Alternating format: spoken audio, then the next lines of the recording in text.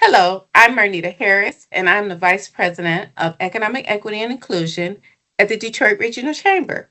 And I'm happy to be here with Carla Walker Miller, founder and Chief Executive Officer of Walker Miller Energy Services. Good morning, Carla. How are you?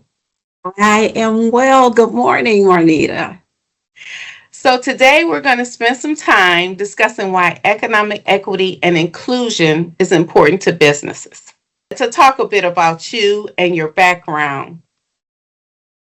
Of course, I am a Detroiter because I've been here for 33 years, Yes. but I'm originally from Nashville, Tennessee. I graduated from an HBCU, Tennessee State University, with a degree in civil engineering. And my entire career, I've actually been in the um, electrical energy space. So making the move from electrical to clean energy has been has been really easy. It's been a very natural um, journey for me. I am blessed to be able to run Walker Miller Energy Services, a company I founded 24 years ago, as a catalyzer of clean energy equity and also a catalyzer of excellence. So I have to thank you, Marnita, for inviting me to this conversation, and I am very much looking forward to it. I am thankful that you're able to take the time to contribute to this series because your thought leadership, your leadership just in the Detroit region itself, and your leadership as a chamber board member and just as a mentor to me is really important. So I'm going to open with I'm just going to go into the questions. And so, why does economic equity matter to an organization, and why does it matter to the Detroit region? I'm going to start even more focused than that. Um, Okay. Not just why it matters to an organization or a region, Mm-hmm. but it matters to me personally. And because that's really where my thinking about equity Mm-hmm. um, has been honed. I started my career in the early 80s as a Black female engineer in Athens, Georgia, which is a city that at that time celebrated the South and the Civil War like no other.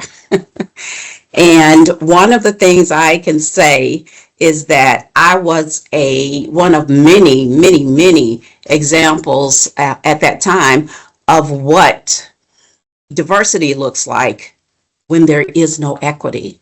So I had an 18-year career where I was not the ideal candidate for any position, even though I had some success.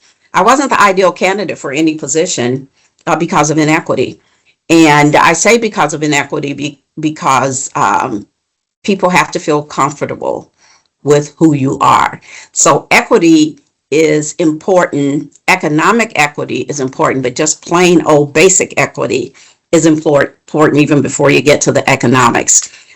When I think about how much I've learned through people who look so different and present themselves so differently than me, some of whom I'm not even personally comfortable around, I realized that there would be a hole in my personal learning, my personal lived experience, if I was not open to Mm-hmm. those people. And the same is true with economics. Every single person can bring something to your company, some thinking and experience, insights that can literally drop to your bottom line and make a company more profitable. And that's not just me saying that. It has been proven and documented for Mm-hmm. decades now that more diverse and inclusive companies actually outperform other companies in profit. And we cannot expect to use that thought leadership and those insights without having environments where those people are appreciated Mm-hmm. and valued and invited to provide that vital information that makes us better. Just like a family. Everybody comes from the same source, right? They come from the same source, but they're different. Well, that difference makes up the dynamics of the family. You can relate that to business, community, or whatever, because when you bring in those the differences in the different thought processes, it's not a mono look at everything, and so you need that diversity, you need that uh different perspectives to be able to grow. Because if everybody's coming to the table thinking the same way, doing the same thing, you're not having the access to your customer base, and your Yeah. customer base is different. Your customer base is not the same. That's what I Absolutely not. Yeah. And as businesses, we want everyone's money, right? Yes, we So do. we need to appeal to everyone. Right? And one of the reasons that equity is so important also, Marnita, is that people are more um, likely to offer their insights authentically if they feel safe and if they feel valued. So that's, to me, that's part of the difference between just bringing a diverse person in and not empowering them to speak, or allowing them to speak but not really valuing their input or limiting their impact. So real equity, real embedded equity, intentional equity, absolutely has made a difference for my company, for the experience of the people who work with my company, for the customers that we serve more authentically, more compassionately, with much more compassion, because we have team members who look like them and at least can relate to their life experiences. So I think equity is important for people, for organizations, for ecosystems, for profit, for ultimate success. And that's a great point that you made, where not just bringing them in for the diversity, but actually empowering and listening and giving them a voice. That's very, very important. What is Walker Miller Energy Service doing to contribute to a more equitable region? What we do to contribute to a more equitable region is no different than what we do to contribute to a more equitable company. Like, our own reality is more Mm-hmm. equitable because of who we are. One of our core values is embrace equity. Another one is inclusive stewardship. So when we bring people into the company, we actually ask them if they are able to commit to our core values. And that includes embracing equity. We've had the experience over the years as we've become more intentional as a company about equity, of having people who were, to be honest, caught off guard and not really understanding who we were. So number one, when we interview, we make it clear that equity is a part of our company, and there will be no situation Wow. where we're not trying to achieve and consider what makes this more equitable. And one of the things that's interesting, Marnita, and that we're learning every single day is that equity looks different for different people. I Right. remember when, and this will age me, when we used to have events and work sessions, and we would just provide food, okay, period. And now we've moved to where we have to provide a vegetarian and a vegan diet. Mm-hmm. We've moved to where we have to, because we care about equity and we want everyone to be comfortable and feel valued, we have to consider whether we need to provide halal elements, Right. right? Right. And that Mm-hmm. is equity. It is, that your vegetarian diet that I really understand now because we've been doing that for over a decade is no more important than anyone else's dietary needs. And just really learning, but integrating equity into all of your processes Mm-hmm. and challenging people to help us learn so that we are better.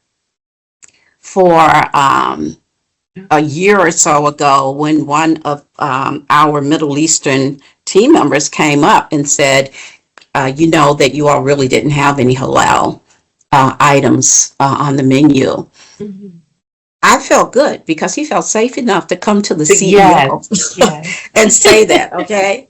There are some CEOs that would say, I can't believe we had all this. No, I'm like, oh my God, one of our former team members used to make sure that we did because he was Middle Eastern Mm-hmm. Mm-hmm. and he's not with us anymore. So thank you because we want to do this. We're not doing this because we have to. We're doing Mm-hmm. this because part of our culture is an extraordinary experience, and that is down to the detail. Just making sure equity is actually embedded and not Yes. shoehorned at the end as an afterthought, which is a mistake that so many companies do. So I It's natural. see It's just a natural part. It's become, because you've made that commitment, it's a natural part it's of natural. everything that you guys do at your organization. Yes. And so Absolutely. that leads me into the question, and you already sort of answered it, but I would say, what could businesses do? And you've just listed what businesses can do and why it's important to make it just a part of your natural process within your organization. Studies show that with employees, being in a workplace that cares about that type of thing, especially these generations that are coming up, they are very, very in tune to that. Like, what type of organization is this?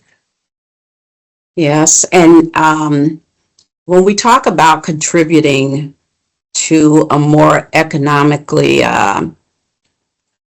equitable region, I don't think there's anything more important than modeling, number one, equity and being open about that and helping your team members to believe it, helping your customers to believe it, helping the communities and everyone that you serve to believe and understand that's who you are.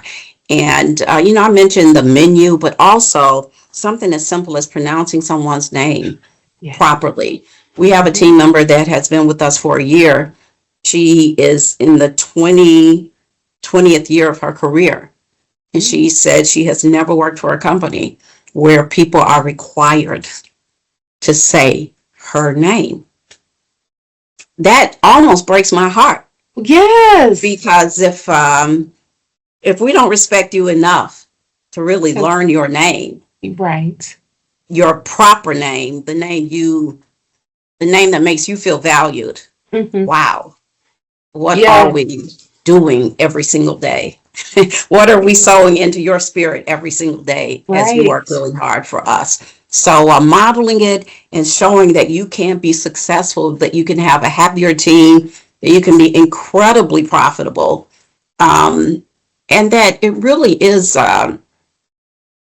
it's a no-brainer that you can be incredibly informed by Mhm. leaning into equity.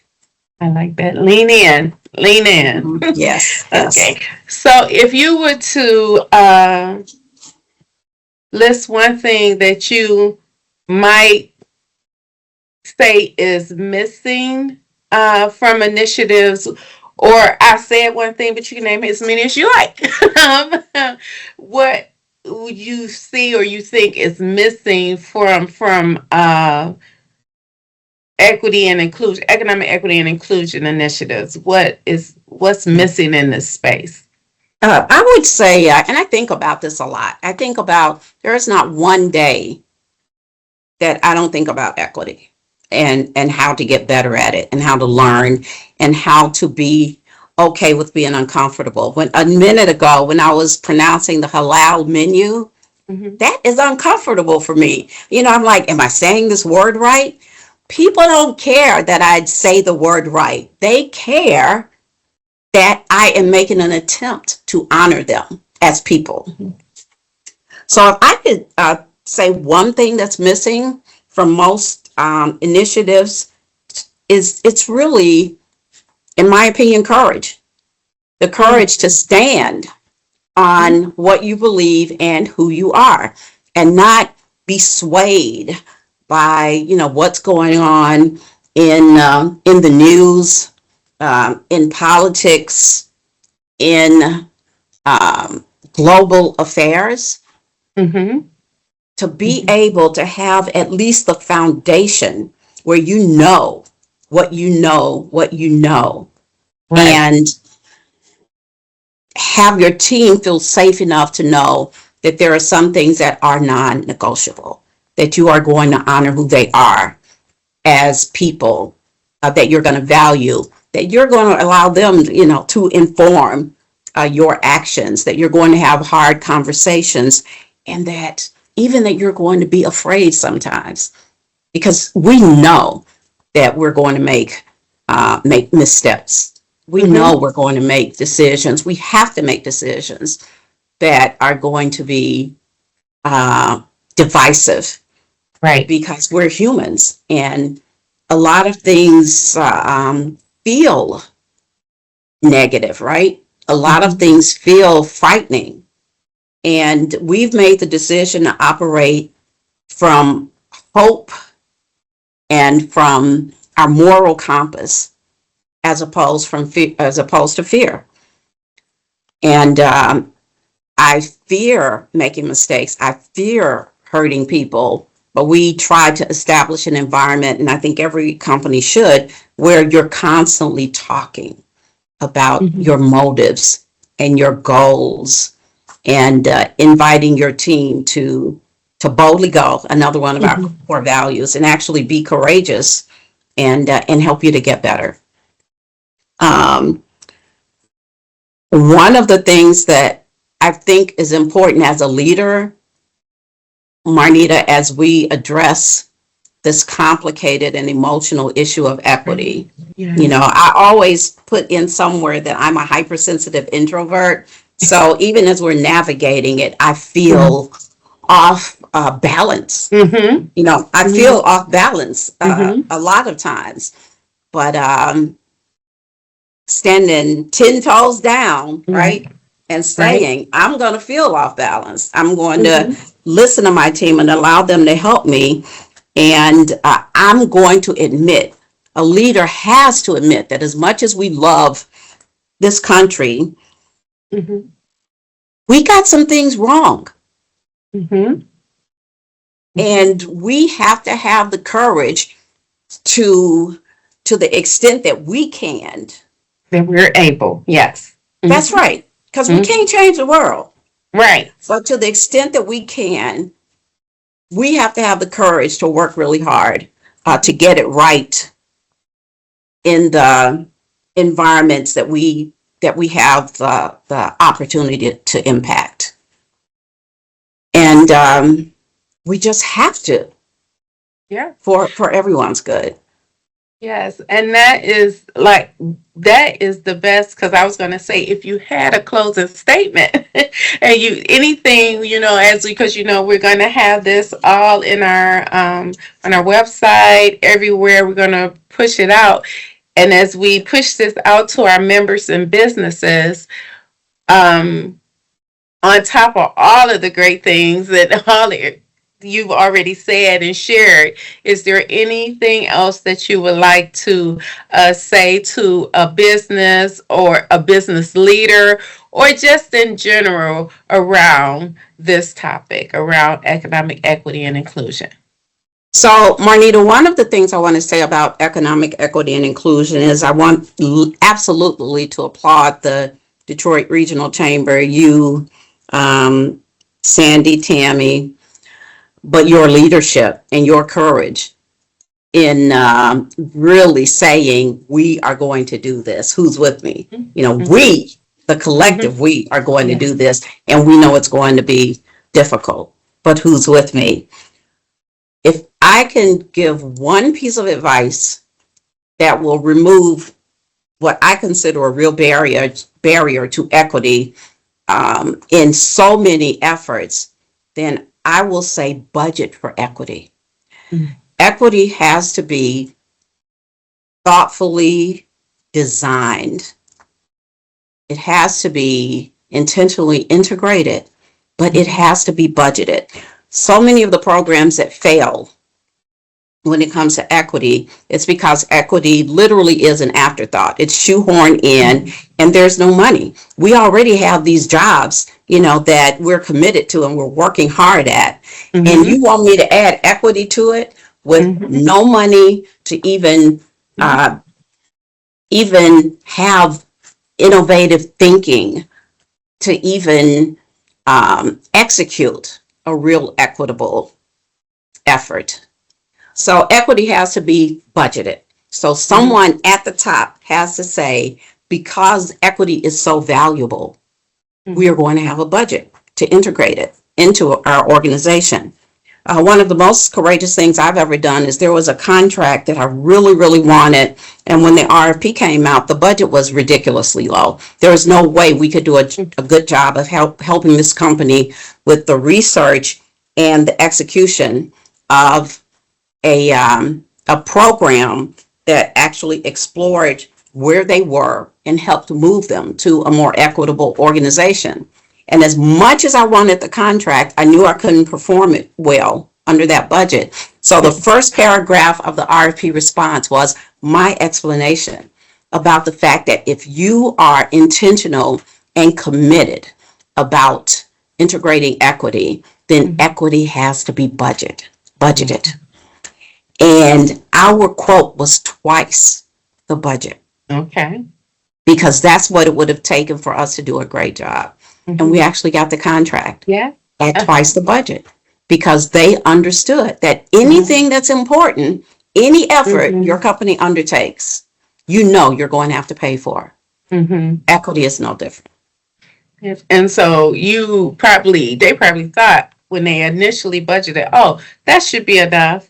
And so, and having that courage, they were, oh, okay, well, let's see, because a lot of times, and that's why I feel like this series is so important, as because I think it's going to offer another lens for folks to look through and to understand why it's important and how it can help them and how it can help you personally, but how it can help your business, how it So, helps your employees. So it is something that is beneficial overall. It's wraparound. I say it's wraparound beneficial to everything that you're doing. So yes, absolutely.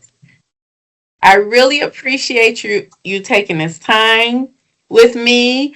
Um, I'm just so excited about the leaders who have, like you, who have stepped up and said, hey, this is important. I am going to lend my voice to it. And your voice is a very important voice. So I thank you so much, Carla, for taking the time to do Thank you, this. Marnita, and thank you for listening to my voice because there was a time when I fought. I had to fight to have my voice heard. Mm-hmm. And Mm-hmm. this effort is so important, but I just want you to understand that a platform is a privilege. And I really appreciate you all, you in particular, but the organization giving me the privilege of a platform on this important issue. So thank you and Thank take good you. care. Okay, you too.